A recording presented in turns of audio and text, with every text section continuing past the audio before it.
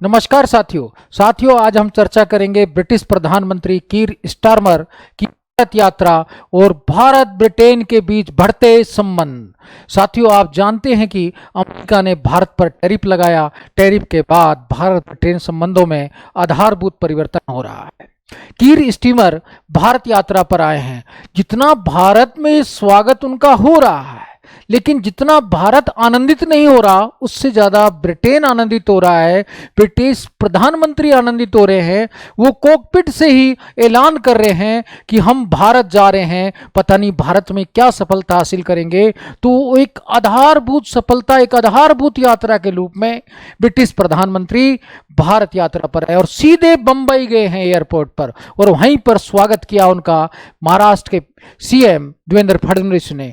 अब इतना 100 से अधिक प्रतिनिधिमंडल की यात्रा को साथ लेकर ब्रिटिश पीएम भारत यात्रा पर आए हैं और बहुत ज़्यादा पूरे ब्रिटिश मीडिया के अंदर, ब्रिटिश लोगों के अंदर उत्साह है। ये उत्साह क्यों है, सबसे पहले हम इस पर चर्चा करते हैं।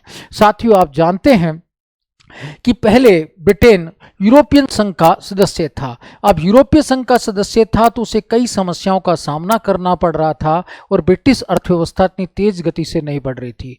तो उसी समय ये जो कंजर्वेटिव पार्टी के नेता थे बोरिस जॉनसन, उन्होंने वहां पर मुद्दा उठाया कि ब्रेग्जिट करो, कि यूरोपीय संघ के जो नियम और कानून हैं वो ब्रिटेन को अन्य देशों के साथ समझौता करने में बाधा उत्पन्न करते हैं, इसलिए ब्रिटेन प्रगति नहीं कर पा रहा। हमें यूरोपीय संघ से ब्रेग्जिट करना चाहिए, यानी कि निकल जाना चाहिए। बोरिस जॉनसन ने 2019 में जो चुनाव जीता, उसका नारा भी था ब्रेग्जिट पूर्ण करो, और वो प्रधानमंत्री बने। लेकिन वो कोई समझौता नहीं कर पाए, वो कोई निर्णय नहीं कर पाए। उसी समय कोरोना की समस्याएं भी कहीं ना कहीं सामने आ गई थी। उसके बाद ब्रिटिश पीएम बदले, पार्टी वही थी, लेकिन बोरिस जॉनसन को अपने पद छोड़ना पड़ा और अब लिज ट्रेस जो है वो बनी ब्रिटिश पीएम। अब वो भी बनी, लेकिन कुछ समय बाद उन्हें भी त्यागपत्र देना पड़ा, क्योंकि वो भी कोई विशेष प्रगति नहीं कर पाई। उसके बाद जो ऋषि सुनक थे, भारतीय मूल के थे, उनको ब्रिटिश पीएम का पद नवाजा गया कि वो भारत के साथ समझौता करेंगे और भारत के साथ समझौता करके ब्रिटेन के व्यापार को बढ़ावा देंगे, जिससे ब्रिटेन की अर्थव्यवस्था तेज गति से बढ़ेगी। क्योंकि भारत दुनिया का एक प्रमुख सबसे बड़ा बाजार है, जहां पर आसानी से कोई भी देश अपने उत्पादों को बेच सकता है। भारत के लोगों की जो परचेज पैरिटी पावर है वो भी बहुत अधिक है, कि भारतीय लोग किसी भी देश का सामान खरीदने में सक्षम है, यानी कि हमारी जो क्रय शक्ति क्षमता है वो दुनिया में तीसरे नंबर पर है साथियों। तो अब उसके बाद ये भी बनाया गया, लेकिन ऋषि सुनक भी कोई विशेष प्रगति नहीं कर पाए। लेकिन ये जरूर है कि 2022 में उन्होंने एफटीए पर भारत के साथ वार्ता अवश्य शुरू कर दी थी। इसके बाद इन्हें भी अपना पद त्यागना पड़ा और उसके बाद ब्रिटेन में 24 में चुनाव हुए और लेबर पार्टी सत्ता में आई, जिसके नेता हैं कीर स्टारमर, और वो प्रधानमंत्री बने। और उन्होंने कहा कि जो कंजर्वेटिव पार्टी नहीं कर पाई, अब हम वो करके दिखाएंगे। तो उन्होंने कहा अब तक हमने केवल ऑस्ट्रेलिया जैसे छोटे देश के साथ ही मुक्त व्यापार समझौता किया है, अब हम भारत के साथ समझौता करेंगे। तो इस दिशा में कीर स्टारमर ने सफलता भी हासिल की। को जुलाई 2025 में उन्होंने ब्रिटेन की यात्रा पर बुलाया। इस दौरान दोनों देशों के मध्य मुक्त व्यापार समझौते पर हस्ताक्षर हुए, जिसे कहते हैं व्यापक आर्थिक व व्यापार समझौता, CATA। इस पर हस्ताक्षर हुए। तो जैसा आपको स्क्रीन पर दिखाई दे रहा है कि इस समझौते के दौरान हिंदी इंग्लिश को लेकर छोटा सा विवाद भी हुआ था। विवाद क्या हुआ था, जो ट्रांसलेटर थी उसको हिंदी का इंग्लिश करने में दिक्कत आने लगी, तो फिर मोदी जी ने चुस्की लेते हुए कहा भी था कि हम बीच बीच में अंग्रेजी का प्रयोग कर देंगे। तो वास्तव में एक हंसमुख वातावरण में ये समझौते पर हस्ताक्षर हुए। वैसे 24 जुलाई 2025 को इस समझौते पर हस्ताक्षर हुए थे, लेकिन 6 मई 2025 को इसकी घोषणा कर दी गई थी। अब इस समझौते के बाद दोनों देशों के संबंधों में आर्थिक प्रगति तीव्र होना शुरू हो गई, क्योंकि ये समझौता आधारभूत है। भारत भी अमेरिका के टैरिफों से परेशान है। वो भी चाहता है कि मैं अपनी वस्तुओं का निर्यात ऐसे देश में करूं जहां पर ये टैरिफ ना हो। इसमें ब्रिटेन ने कहा भी हम आपकी अधिकांश वस्तुओं पर 0% टैरिफ लगाएंगे, और भारत ने यह भी कहा कि हम आप पर कुछ ना कुछ छोटा मोटा टैरिफ लगाएंगे। ब्रिटेन यहां पर भी सहमत हुआ। अब इससे दोनों देशों का आयात निर्यात बढ़ेगा। इसके अंदर निर्धारित किया गया कि 2030 तक हम अपना जो वर्तमान व्यापार $56 अरब है इसको दुगुना करेंगे।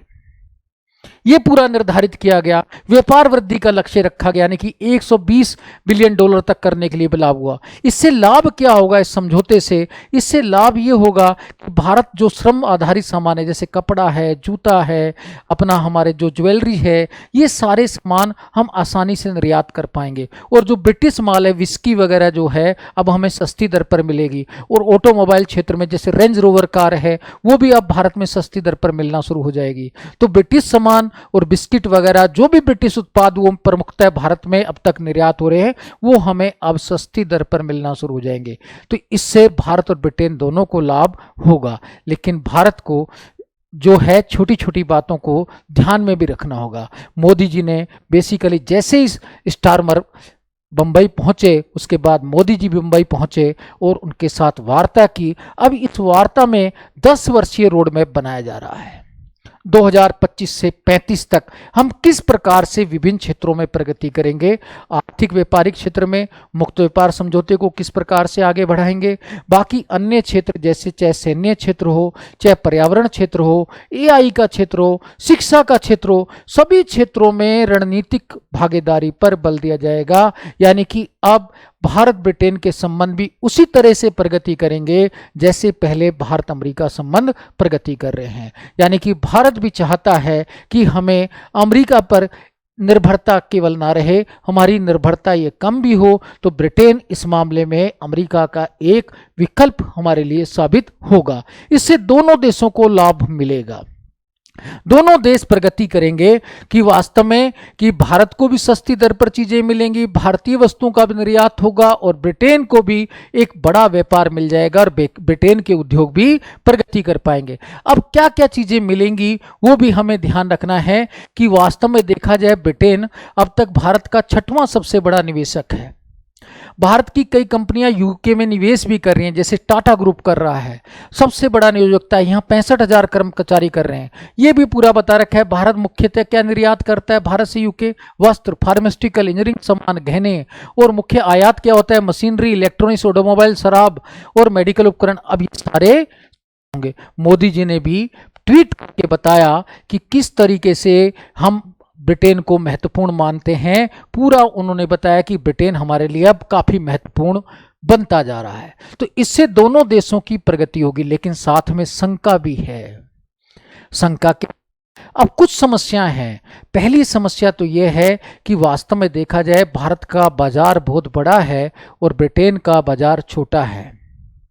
यानी कि ब्रिटेन अपना माल कहीं अधिक तेज गति से विस्तारित कर सकता है और भारतीय उपभोक्ता अगर विदेशी वस्तुओं के आदी बन गए तो भी समस्या उत्पन्न हो सकती है। इसलिए हमें बहुत तरीके से सोच समझ कर रणनीति बनानी चाहिए। इसलिए इस समझौते में 14 राउंड वार्ता की है मोदी जी ने।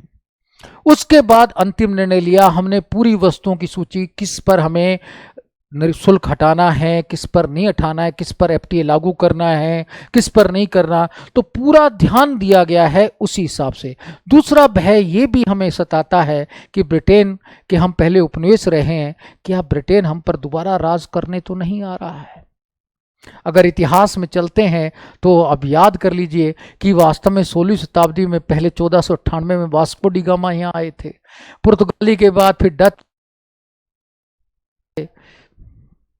और ब्रिटिश यहाँ पर आए तो 1608 में सबसे पहले कैप्टन हॉकिंस आए थे, जहांगीर के दरबार में पहुंचे थे और यहाँ उन्होंने व्यापार के लिए अनुमति मांगी थी। फिर उन्होंने 1611 में सूरत में व्यापार करने की अनुमति मिली भी थी और मुगल सम्राट जहांगीर ने सूरत में पहली स्थायी फैक्ट्री खोलने की भी अनुमति दी थी। फिर उसके बाद सर थॉमस रो आ गए थे।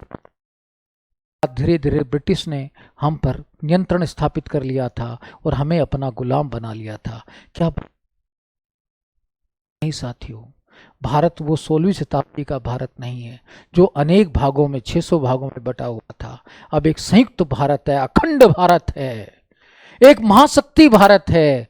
अब वो नई वैश्विक परिस्थितियों के अनुरूप ब्रिटेन के साथ समझौता करना चाहता है और इस वैश्वीकरण के युग में आगे प्रगति करना चाहता है। तो ये भय तो हमें रहना नहीं, लेकिन सतर्कता की तो आवश्यकता है कि हम किसी भी देश का हम माल खरीदते हैं तो हमें स्वदेश को भी बढ़ावा देना चाहिए। और मोदी जी का जो है कि स्वदेश कार्यक्रम जो वो अद्भुत कार्यक्रम है, तो उसमें भी हमें भागीदारी करनी चाहिए। भारत सरकार ने अपना जो मिशन चला रखे हैं, तो सिंपल से मिशनों में भारतीय उत्पादों में हमें ज़्यादा ध्यान देना चाहिए। ये छोटी छोटी बातें अगर हम ध्यान रखेंगे तो निश्चित रूप से भारत ब्रिटेन संबंध वैश्वीकरण के युग में प्रगति करेंगे और भारत को भी लाभ होगा और ब्रिटेन को भी लाभ होगा। और वैसे भी भारत ब्रिटेन दोनों कॉमनवेल्थ के संगठन के माध्यम से भी जुड़े हुए हैं। कॉमनवेल्थ 1949 में बना था, उसमें गेम्स भी होते हैं। तो ये चीज़ें सारी आपको ध्यान में रखनी है कि वास्तव में इसमें भय ये नहीं है कि ब्रिटेन हम पर कब्जा कर लेगा, लेकिन सतर्कता इसमें आवश्यकता है कि हम हर चीज़ में निर्भरता ना लाएं, अपने स्वदेशी कार्यक्रम को भी तेजी से बढ़ाएं और स्वदेशी कार्यक्रम के साथ हमें विदेशों के साथ भी अपने समझौते करने हैं। लाभ होना चाहिए, वैश्वीकरण से कोई मुंह नहीं मोड़ सकता और वैश्वीकरण के लाभों पर ध्यान देना है और जो नकारात्मक प्रभाव है उनको कम करना है।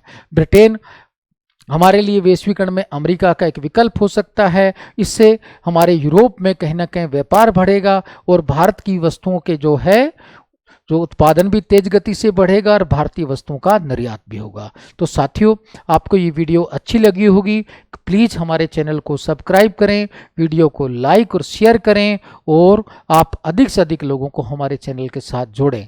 धन्यवाद दोस्तों। जय हिंद, जय भारत।